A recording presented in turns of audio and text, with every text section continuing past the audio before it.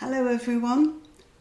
In my last video, I left you at the point where I had found out about my husband's affair. And what I didn't tell you is what I did next.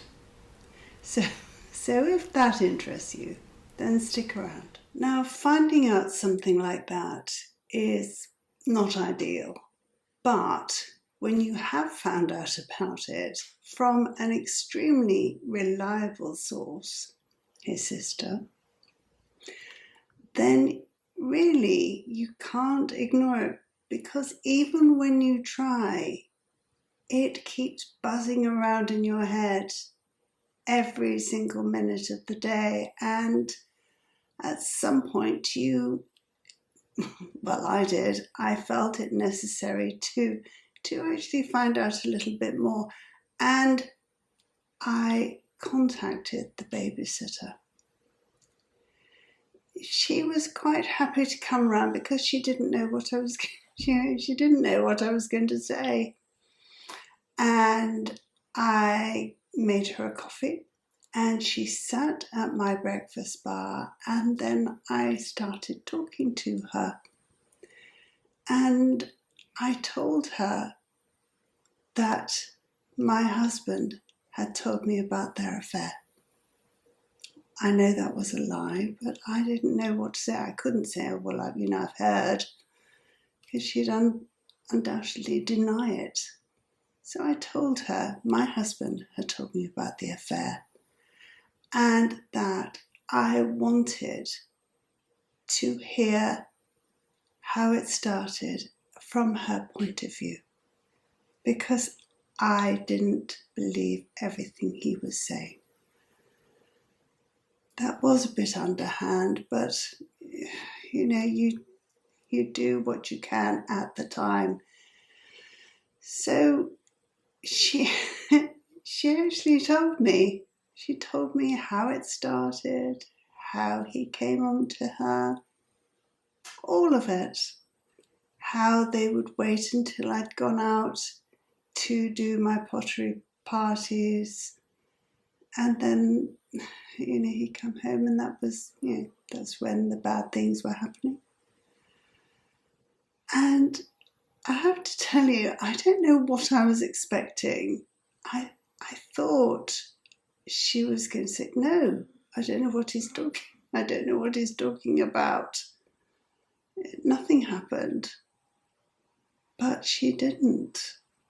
She told me everything. And I never told her that he hadn't told me. So eventually, she was there about an hour and a half. And eventually she left, and I waved her off goodbye. For the rest of the day, that night, I was, because I've said in my previous video, I didn't like arguments. I didn't like being shouted at, threatened, all of that. I'd had a lifetime of that, and I wasn't looking forward to any more of it. So I sat up all night cogitating, thinking, I just wish I hadn't have done that actually. Was it better not to know?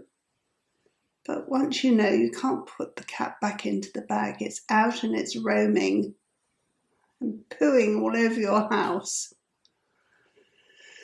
So I didn't do anything for days, and I don't know, things show up on my face.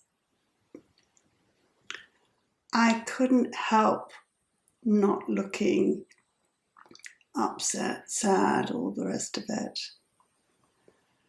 And a few days later, I told him what I knew. And do you know what he said? He denied it. He said, you could catch me in the middle of doing it and I'd still say you were wrong. I'd still say you were seeing things. What do you say to that? Honestly, especially if you don't like arguing. He was that confident that he could convince me black was white. That, there was no apology, no nothing at all. So what can I do? I had, by that time, I'd had 4 children. Christopher obviously died, but I now had another little boy. And, when you don't have an income coming in from your own work, although during those times I did work, I had what they called a pin money job. You don't earn much, but you contribute to the household. So I did cleaning, office cleaning with my friend, and we used to cycle there on a tandem, taking turns who was going to pedal faster on the front.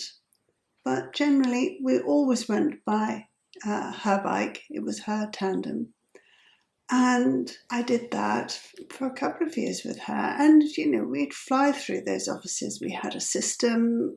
We were good at what we did. Then I got a job with a party plan company.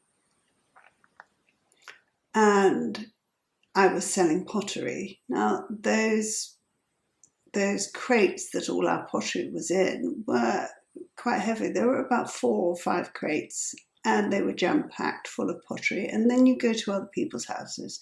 So eventually I had people working for me in my pottery party plan business.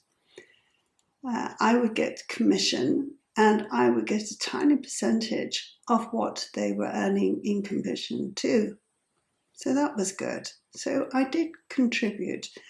But when you're faced with supporting yourself, finding accommodation, having 3 small children, under 3 I think they were, and thinking that you would be chucked out of your home because, I didn't think I had any rights, I decided to do nothing.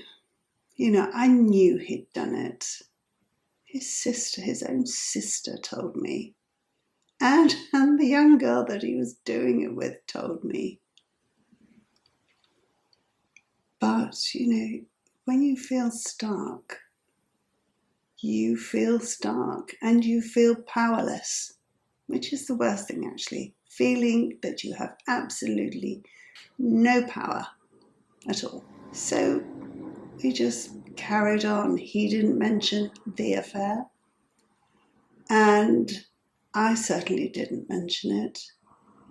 Then we moved house. We moved to a big house, a big Victorian house that needed a lot of work doing it. It was quite ramshackle. So him being a builder, you would think that he would just get on with it. But it's like plumbers always having leaky taps. It took him an absolute age to get anything done in this blessed place. Things were happening, things that I can't really talk about, but the other things that were happening were that I was finding out about more women, actually lots. Even one ex-girlfriend of his that I had heard of that had supposedly gone to our neighbour when we were living at the other house.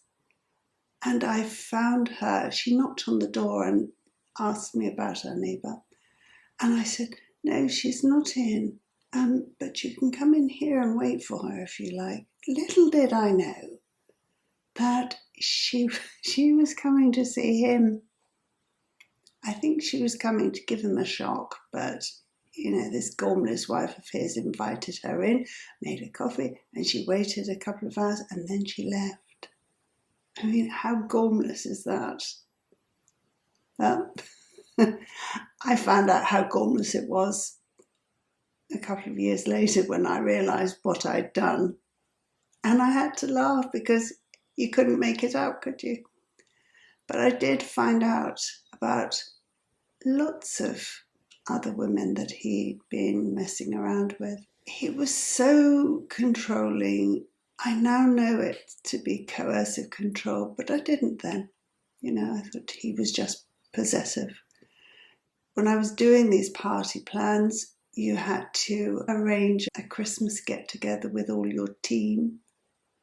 And we were living in that big house, and opposite was a restaurant. I had to arrange that my get-together was at this restaurant, and I had to get a seat at the window table so that he could sit across the road and watch me.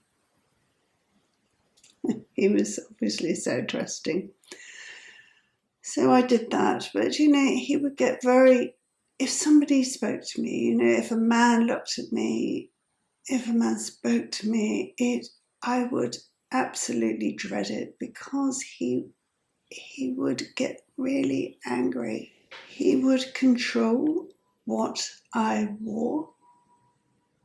He would control the makeup I had on. I was never allowed to wear lipstick, which seems a bit odd, but, he didn't want me to wear lipstick only when he went out with me. With finding out about all these other instances of poor behaviour, I had gradually decided I didn't want to carry on. If he had been a really lovely person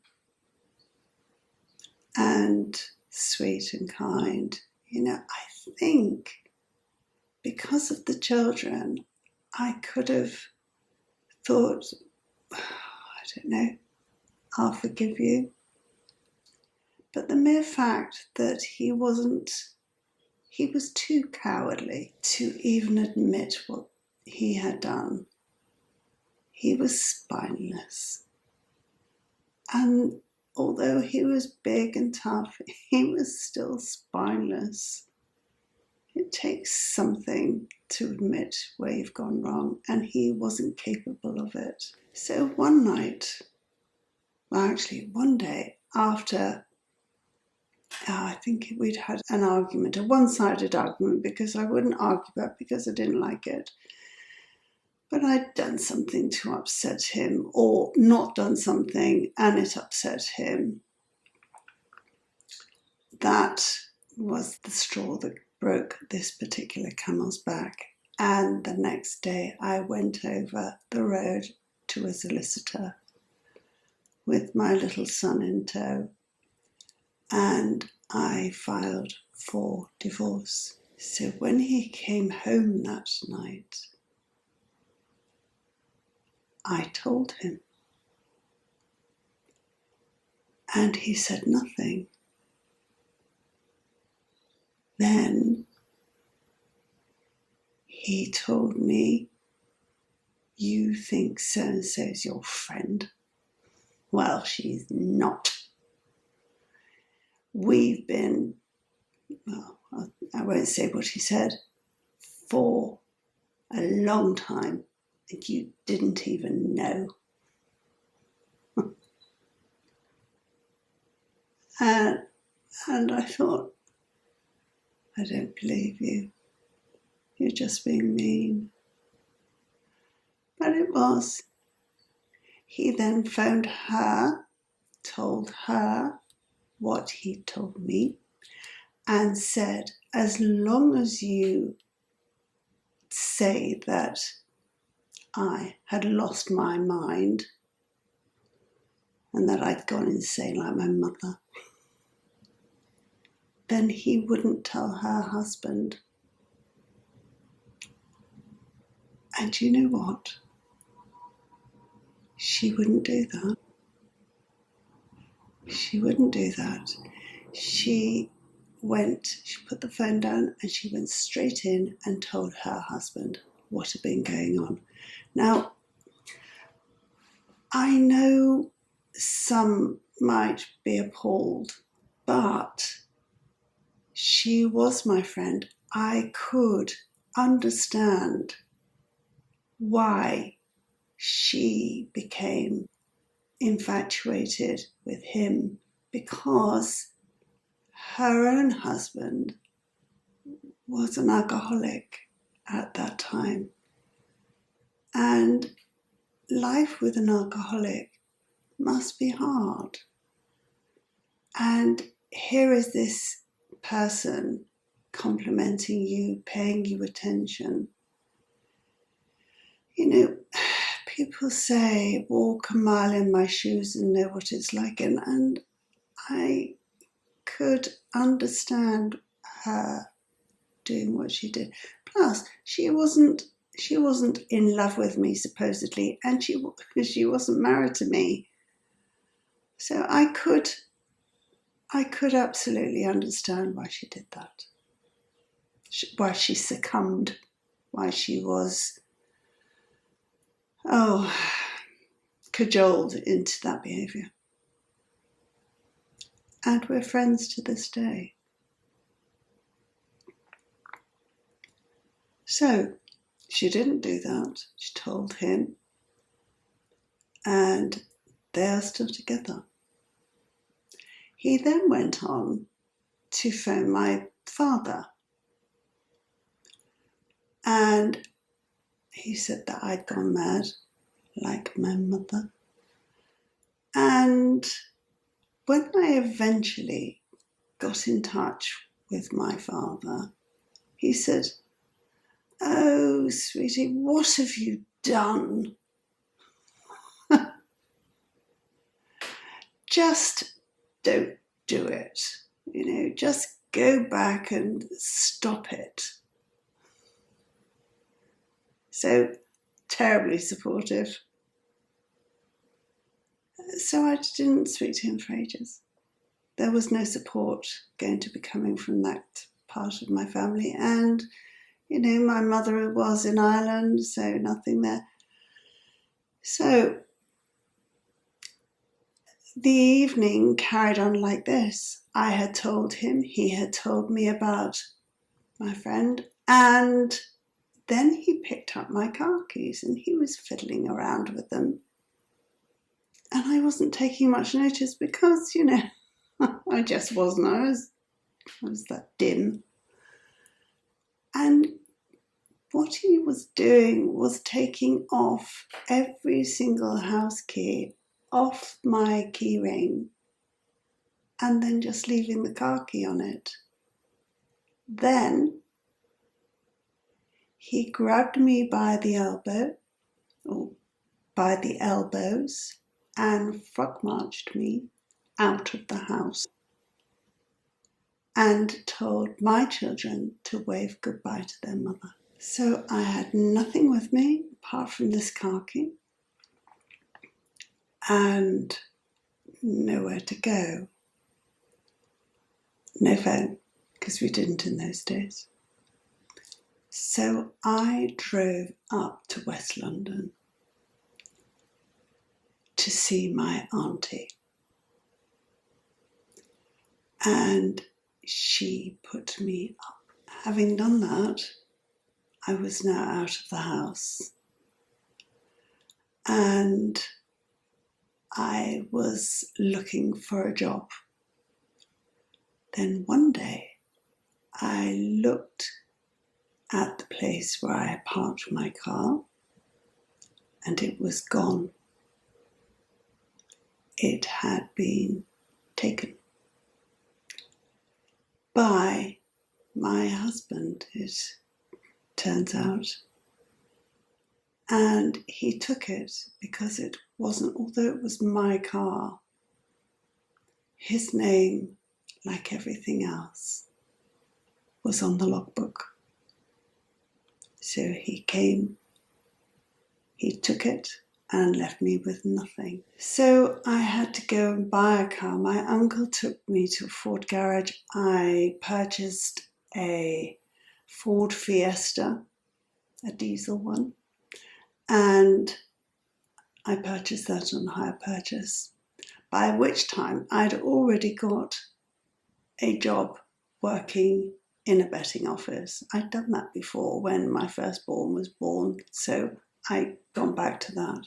And it wasn't the most ideal job, but you get anything when you're without a job. After a few months, I met my cousin's friend.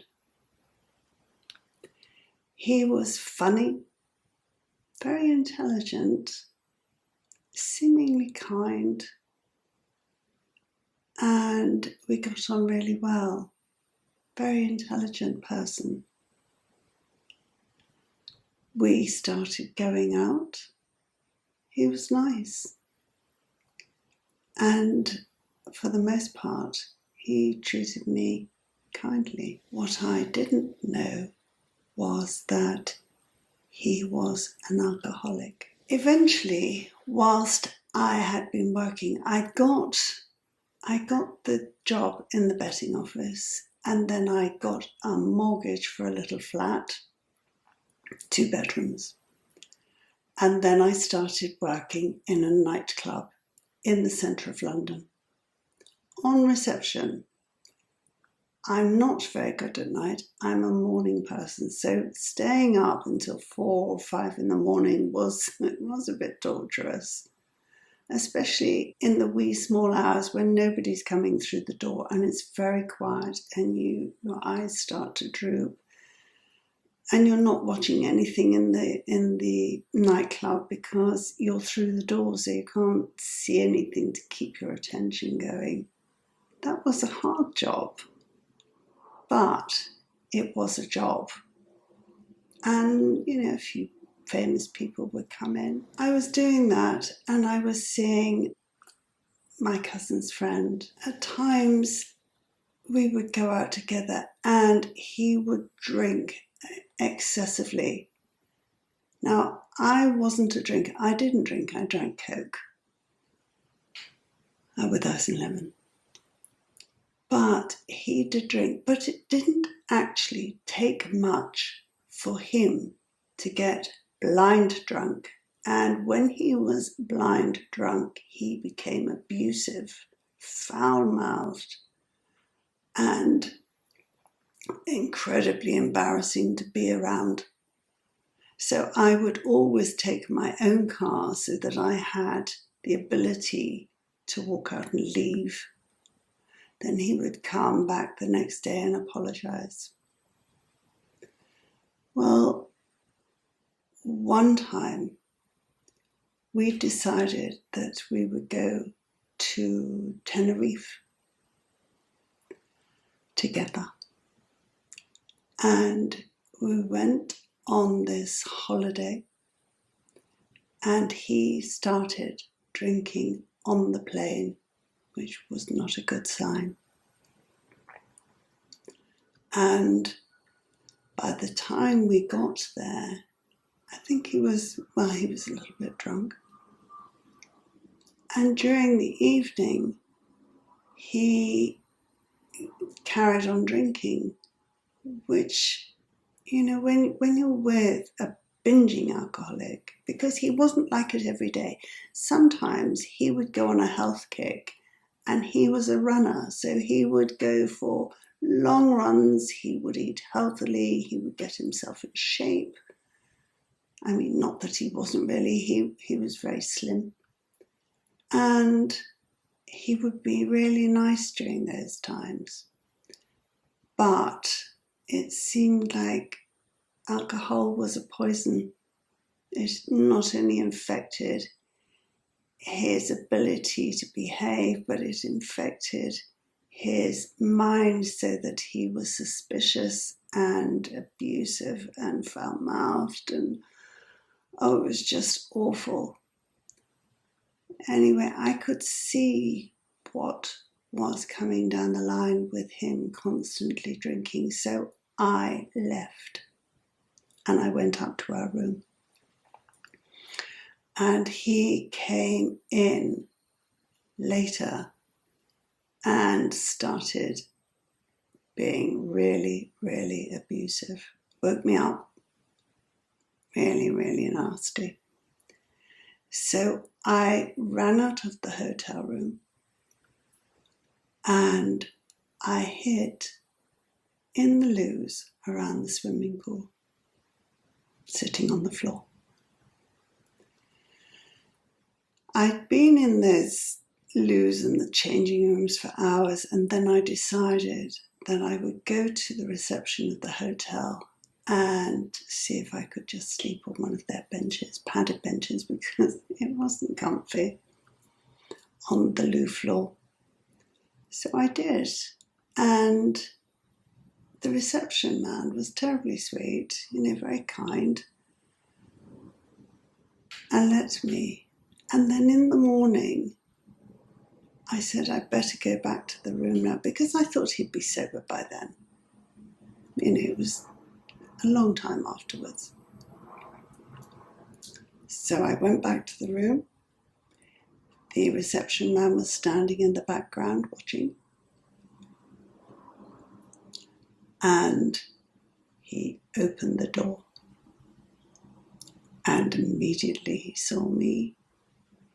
He shoved me in the chest so hard, I just fell down like a bowling pin, Smacked my head on the concrete. I don't know if I conked out or something, because the next thing I knew was him grabbing me by the shirt, hoiking me up and dragging me into the room. Whereupon he got his shoe and started beating me with it, all around my legs, my arms. He didn't do my head, but he did my legs and my arms. He was really violent. Then he went out and he went down by the pool.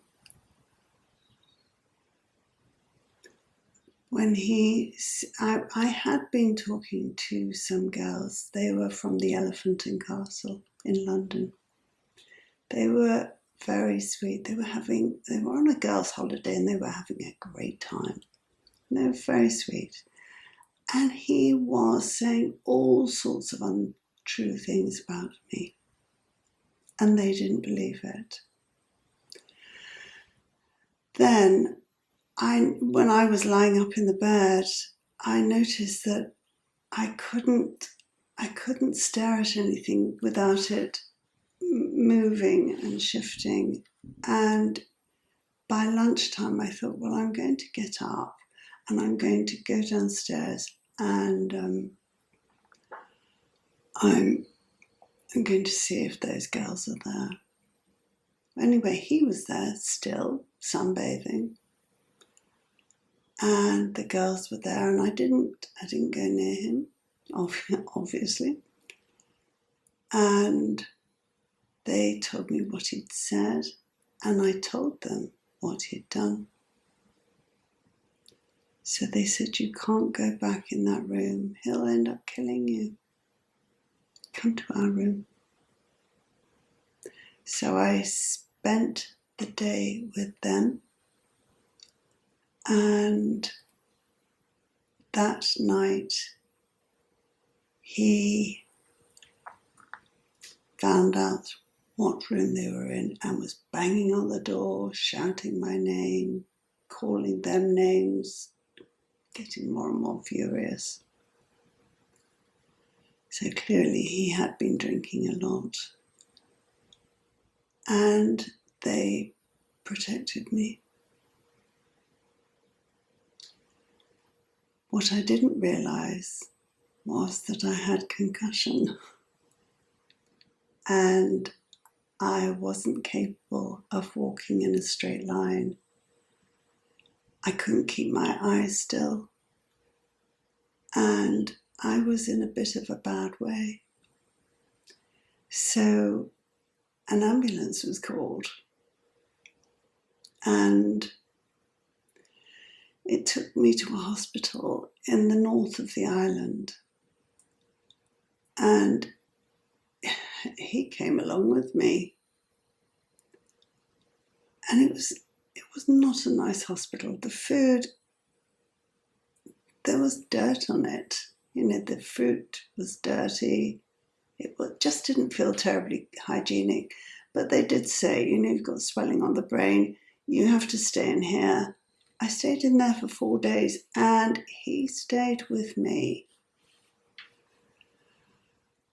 And at that point, he asked me to marry him. I mean, he must have been on a completely different planet to everybody else. And obviously, I wasn't that much of a fool. I said no. So eventually I was let out. And blow me, didn't he try to do it again? Thankfully, I had the Elephant and Castle girls there. And I stayed on the sofa in their room, which was amazing. And then we got the receptionist man to walk me to the room and stay with me while I got all of my items and my suitcase and everything else out. We all went together to the airport and they stuck with me like glue. When we got home, I got my uncle to pick me up at the airport and I told him. And when I got back to my own flat, because this boyfriend had items of his clothing in my flat, I bagged them all up. But before I did that, I tied every single item up in really, really tight knots. And then I put them in a big plastic bag and drove them round to his ex-girlfriend's house, where I knew he was staying, and I dumped them in the road, out of the black plastic bag. I didn't date anybody again for quite some time. But I had a girlfriend who was utterly lovely. And she told me about somebody who went to her church who in the last year had lost his wife, and she was telling me about him. And she said, I think you'd be perfect for him. She said, I'm going to introduce you. So she did. And that's another story. And if you have been, thanks for watching. Bye-bye.